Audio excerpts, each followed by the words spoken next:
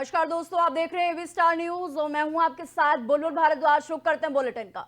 प्रधानमंत्री नरेंद्र मोदी ने आज पूर्व प्रधानमंत्री भारत रत्न से सम्मानित स्वर्गीय अटल बिहारी वाजपेयी की 100वीं जयंती पर मध्य प्रदेश के खजुराहो में देश की पहली महत्वाकांक्षी और बहुउद्देशीय केन बेतवा राष्ट्रीय नदी जोड़ो परियोजना का शिलान्यास किया। प्रधानमंत्री नरेंद्र मोदी ने उस दौरान कहा कि आज हम सभी के लिए बहुत प्रेरणादायी दिन है। आज भारत रत्न अटल जी के जन्म के 100 साल हो रहे हैं। वहीं अटल जी की जयंती का ये पर्व सुशासन सुसेवा की हमारी प्रेरणा का पर्व है। वहीं प्रधानमंत्री नरेंद्र मोदी ने कांग्रेस के ऊपर भी जमकर निशाना साधा और कहा कि अतीत में कांग्रेस सरकारें घोषणाएं करने में महीन थी।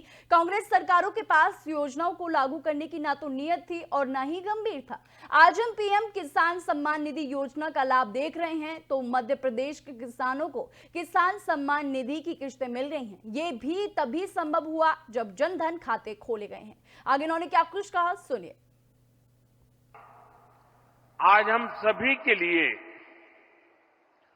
बहुत ही प्रेरणादायी दिन है। आज श्रद्धेय अटल जी की जन्म जयंती है। आज भारत रत्न अटल जी के जन्म के 100 साल हो रहे हैं। अटल जी की जयंती का ये पर्व सुशासन की, सुसेवा की हमारी प्रेरणा का भी पर्व है। थोड़ी देर पहले जब मैं अटल जी की स्मृति में डाक टिकट और स्मारक सिक्का जारी कर रहा था तो अनेक पुरानी बातें मन में चल रही थी। बरसों बरसों तक उन्होंने मुझ जैसे अनेक कार्यकर्ताओं को सिखाया है, संस्कारित किया है। देश के विकास में अटल जी का योगदान हमेशा हमारे स्मृति पटल पर अमिट रहेगा। अतीत में कांग्रेस सरकारें घोषणाएं करने में माहिर हुआ करती थी। घोषणाएं करना, फीता काटना, दिया जलाना, अखबार में तस्वीर छपवा देना, उनका काम वही पूरा हो जाता था और उसका फायदा कभी भी लोगों को नहीं मिल पाता था। प्रधानमंत्री बनने के बाद मैं प्रगति के कार्यक्रम का एनालिसिस में पुराने प्रोजेक्ट देखता हूं, मैं तो हैरान हूं। 35, 40 साल पहले जिसके शिलान्यास हुए, बाद में वहां 1 इंच भी काम नहीं हुआ। कांग्रेस की सरकारों की ना तो नीयत थी और ना ही उनमें योजनाओं को लागू करने की गंभीरता थी। आज हम पीएम किसान सम्मान निधि जैसे योजना का लाभ देख रहे हैं। मध्य प्रदेश के किसानों को किसान सम्मान निधि के 12,000 रुपया मिल रहे हैं। वहीं प्रयागराज के महाकुंभ में मौनी बाबा ने खालिस्तानी आतंकियों को खुली चुनौती दे दी है। उन्होंने कहा है कि यदि खालिस्तानी आतंकियों ने कुंभ मेले में यदि कोई गड़बड़ी की तो हम सभी का नामो निशान मिटा देंगे। वहीं उन्होंने साथ ही ये कहा कि मौनी बाबा ने आगे कहा कि हमारी सरकार नपुंसक नहीं है, ईंट से ईंट बजा देंगे और यदि हमारे प्रयागराज के महाकुंभ में किसी को भी एक खरोंच आई तो हम उनको नस्तों नाबूद करके दिखा देंगे। बताएं, आपको बताते चले कि साधु संतों में कितनी ताकत होती है। मौनी बाबा ने कहा कि अब तो मैं एक और संकल्प लूंगा और महायज्ञ करूंगा कि इन खालिस्तानी आतंकवादियों को जड़ से खत्म कर दिया जाए। उन्होंने कहा कि सभी साधु संत, जगत गुरु, सभी अखाड़ा, देशवासी सब एकजुट हो जाएंगे और आतंकवाद के खिलाफ एक बड़ा आंदोलन करने के लिए तैयार जो है वो हो जाएंगे। वहीं आपको बता दें कि यहां पर आतंकवादियों की जो है खुली चुनौती मिली थी कि वो बदला लेंगे महाकुंभ में से, जहां पर जो है पुख्ता इंतजाम भी किए गए हैं, लेकिन संतों में इस वजह से आक्रोश भी देखा जा रहा है, जहां पर मौनी बाबा का कहना है कि हम नामो निशान मिटा देंगे और हम इसके लिए महायज्ञ करने के लिए भी तैयार हैं और सभी सनातनी लोग इकट्ठा होकर आतंकवादियों के खिलाफ जो है षड्यंत्र रचेंगे, जहां पर उनको जड़ से जो है मिटा देंगे। वहीं मैं आपको बता दूं कि वहां पोस्टर भी देखे गए हैं, डरेंगे तो मरेंगे, जहां पर ये पोस्टर जगत गुरु रामानंदाचार्य जो हैं उन्होंने ये पोस्टर उनमें देखा गया है, जहां पर महाकुंभ को लेकर तैयारियां चल रही हैं। वहीं दूसरी ओर जो है आतंकवादियों की चुनौती भी मिल रही है, जहां पर योगी सरकार पहले से ही जो है एक्शन मोड में है। हालांकि जो संतों में इस वजह से काफी आक्रोश देखा जा रहा है।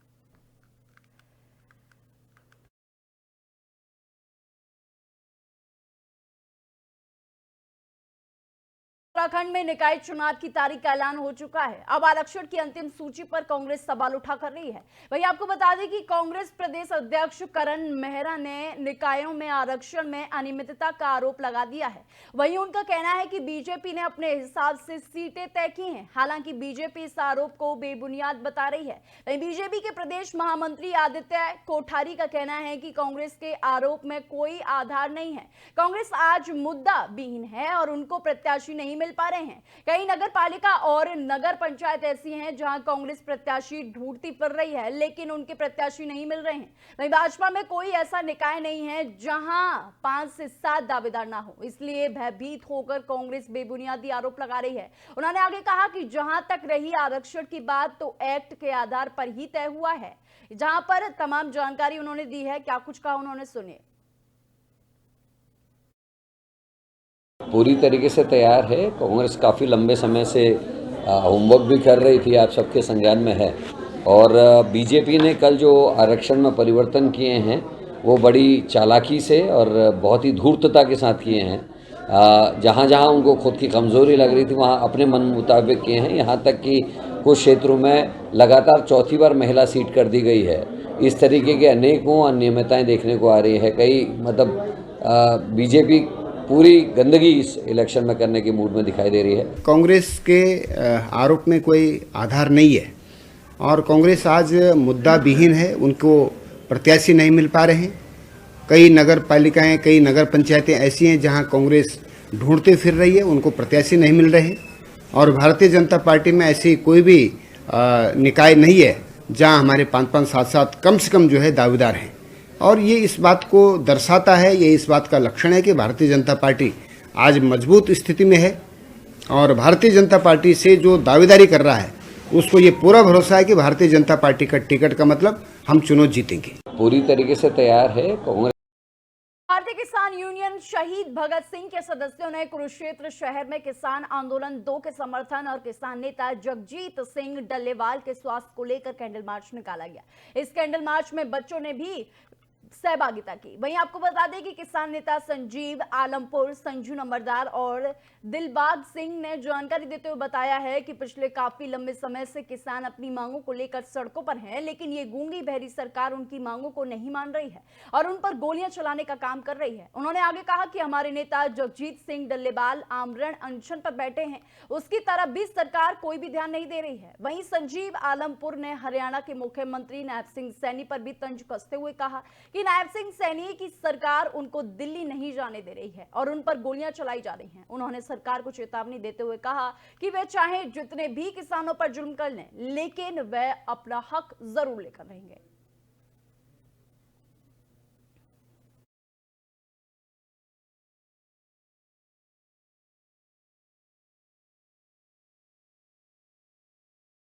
सांसद और लोकसभा में नेता प्रतिपक्ष राहुल गांधी दिल्ली में सब्जी मंडी में पहुंचे हैं। इसका वीडियो उन्होंने शेयर किया है। वहीं सब्जी मंडी में राहुल कुछ महिलाओं के साथ बातचीत करते हुए नजर आ रहे हैं।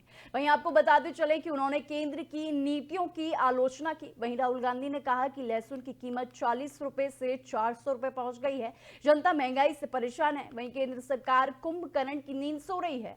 वहीं राहुल गांधी ने आगे कहा कि आज जनता को अपनी रोजमर्रा की जरूरत जरूरतों को पूरा करने के लिए छोटे छोटे सामानों पर समझौता करना पड़ रहा है। इस पर राहुल के साथ खड़ी एक महिला ने कहा कि सोना सस्ता हो गया लेकिन लहसुन महंगा हो गया। जिसके बाद राहुल ने कहा कि कुछ दिन पहले मैं एक सब्जी बाजार गया था और ग्राहकों के साथ खरीदारी करते हुए मैंने उससे ये जानने की कोशिश की कि आम लोगों का बजट कैसे बिगड़ रहा है और महंगाई ने कैसे सभी को परेशान कर रखा है। वहीं आपको बता दें कि दिल्ली की सब्जी मंडी में राहुल गांधी पहुंचे हैं, जहां पर तमाम जो महिलाएं हैं उनके साथ देखी जा रही हैं। सब्जी मंडी पर वो मोल भाव करते हुए भी नजर आ रहे हैं। वहीं उन्होंने जो है केंद्र सरकार पर जमकर हमला बोला है कि किस तरीके से आम जनता जो है इन जो मूल भाव हैं उनसे परेशान हो रही है और महंगाई जो है रोजमर्रा की जिंदगी को और ज्यादा कठिन बना रही है। उन्होंने साफ तौर पर ये आरोप लगाए हैं। वहीं ये आप देख सकते हैं कि बूढ़ी महिलाओं के साथ राहुल गांधी बातचीत करते हुए नजर आ रहे हैं, सब्जी मंडियों में घूमते हुए नजर आ रहे हैं, मोल भाव करते हुए भी नजर आ रहे हैं। वहीं दिल्ली विधानसभा चुनाव से पहले ये एक अच्छी राजनीति है, जहां पर जो राहुल गांधी हैं वो बाजारों में पहुंचकर जनता को अट्रैक्ट करने की कोशिश भी कर रहे हैं। वही कहा यह भी जा रहा है कि जिस तरीके से उन्होंने आरोप लगाए हैं, जहां पर महिलाओं का भी ये कहना था कि जिस तरीके से महंगाई बढ़ती जा रही है ये काफी बेकार चीज है।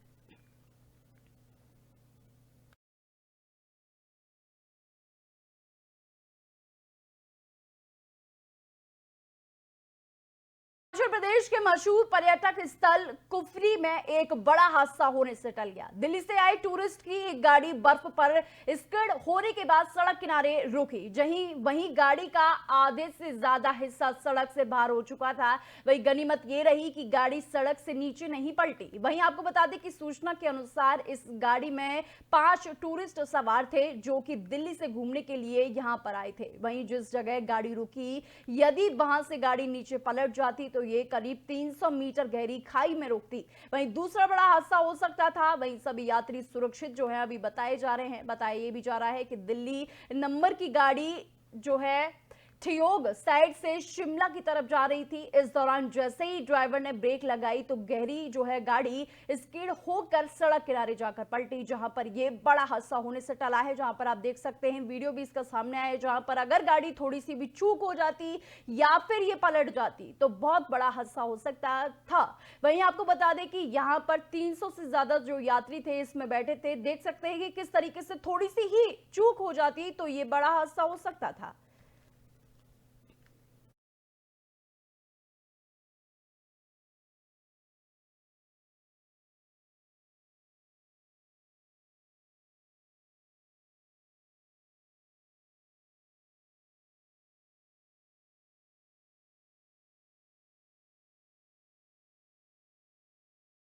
उत्तर प्रदेश के बिजनौर से है यहाँ, जहां यूपी के बदमाशों में पुलिसिया खौफ, मां के साथ थाने पहुंचकर किया सरेंडर। वहीं फरार बदमाशों ने एनकाउंटर के डर से किया था सरेंडर। वहीं फिल्मी कलाकार अपहरण मामले में फरार था बदमाश।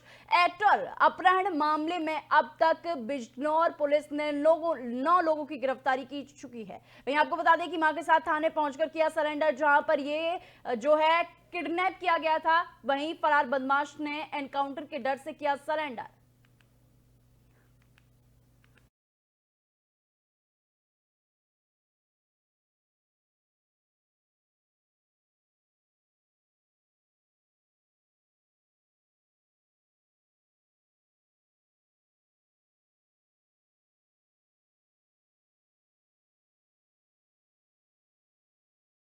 वहीं हरदोई में एक युवक की पीट कर हत्या करने का मामला जो है प्रकाश में आया है। वहीं आपको बता दें कि शराब पीने के दौरान ये विवाद हुआ था, जहां पर पीट कर जो है व्यक्ति की मौत हो चुकी है। वहीं पुलिस जांच पड़ताल में जुटी हुई है। वहीं हरदोई में शराब के विवाद में एक युवक की पीट कर हत्या कर दी गई।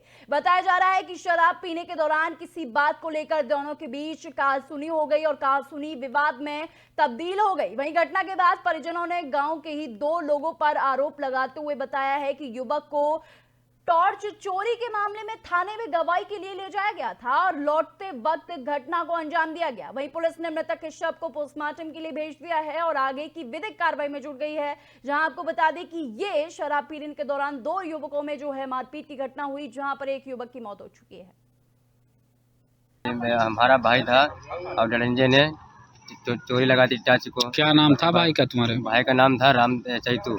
और बंगाली ने मतलब ले गए गवाही के लिए और टाच उठाए थे लड़ंजे ने, तो उन्होंने ये मतलब बताया कि हमारी गवाही तो चलो पिहानी में।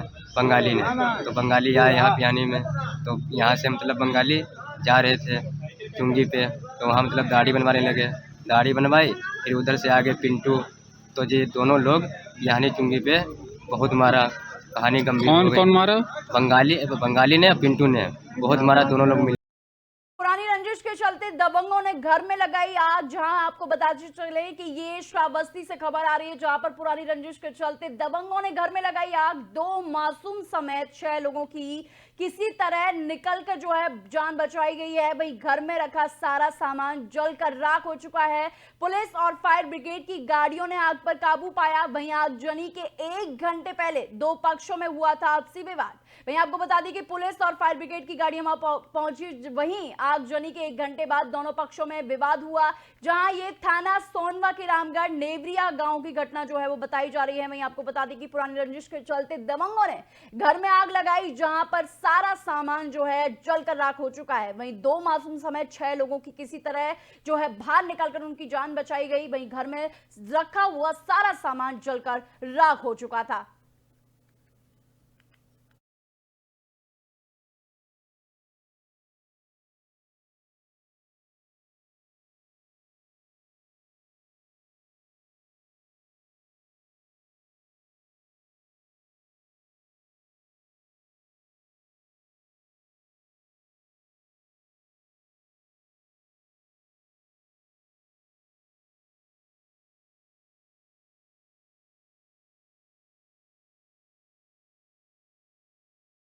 दिल्ली सरकार के महिला और बाल कल्याण विभाग और स्वास्थ्य विभाग का कहना है कि महिला सम्मान योजना और संजीवनी योजना उनके पास अधिसूचित नहीं है। केजरीवाल ने कहा कि इन योजनाओं के ऐलान के बाद से कुछ लोग बौखला गए हैं। अगले कुछ दिनों में सीएम आतिशी को गिरफ्तार करने का प्लान बनाया गया है। वहीं केजरीवाल ने आज प्रेस कॉन्फ्रेंस की, जहां पर उन्होंने तमाम जो बड़े आरोप हैं बीजेपी पर लगाए हैं। जहां पर आपको बता दूं कि उन्होंने जो है ये आरोप लगाया है कि सीएम आतिशी को फर्जी केस में फंसाकर गिरफ्तार किया जा सकता है। वहीं बीजेपी पर जनता को भरोसा नहीं, ये अरविंद केजरीवाल की तरफ से कहा गया था। उन्होंने कहा कि हमने जो वादा पूरा किया है वो हमने किया है। वहीं दूर दूर तक बीजेपी नहीं जीत रही है, वहीं केजरीवाल का ये दावा है। और उन्होंने ये भी कहा है कि बीजेपी जो है बौखला गई है। वहीं उन्होंने कहा कि बीजेपी पर जो है जनता को भरोसा नहीं है। केजरीवाल का ये बड़ा दावा है। वहीं आपको बता दें कि ये मामला जो है महिला सम्मान योजना और संजीवनी योजना का जो मामला है वो तुल पकड़ता जा रहा है, जहां पर तमाम आरोप जो हैं अरविंद केजरीवाल पर लगाए जा रहे हैं। जहां पर जो है साफ कर दिया गया है। मैं आपको बता दूं जानकारी के लिए कि ये जो दोनों योजनाएं हैं, इसको बाल विभाग जो बाल विकास विभाग है उन्होंने इसको धोखाधड़ी बताया है। जहां पर अरविंद केजरीवाल ने इस बात को साफ कर दिया है कि ये योजना जो है हम चुनाव के बाद लागू करेंगे। वहीं अब जताया ये भी जा रहा है कि योजना से लागू करने से पहले वो रजिस्ट्रेशन करने के लिए दिल्ली की जनता के बीच कैसे गए। वहीं आपको बता दें कि उनका बड़ा जो आरोप है वो बीजेपी पर लगाया गया है, जहां पर उनका कहना है कि बीजेपी सीएम आतिशी को फर्जी केस में फंसा सकती है। वहीं कई सवाल जो हैं केजरीवाल पर खड़े कर दिए हैं। वहीं केजरीवाल ने इन सभी सवालों का जवाब दे दिया है, जहां पर उन्होंने कहा है कि बीजेपी इस बात से बौखला गई है कि अरविंद केजरीवाल जो हैं योजनाएं लेकर आ रहे हैं दिल्ली वासियों के लिए। वहीं आपको बता दें कि दूर दूर तक बीजेपी नहीं जीत रही है, केजरीवाल का ये दावा है। उन्होंने कहा कि फिर सरकार बनने के बाद 2100 रुपए हर महिला को देंगे, ये आतिशी का कहना है। वहीं बीजेपी पर जनता को भरोसा नहीं, केजरीवाल का बड़ा दावा। बीजेपी पर साधा निशाना कि बीजेपी जनता जो है भरोसा नहीं करती है बीजेपी पर।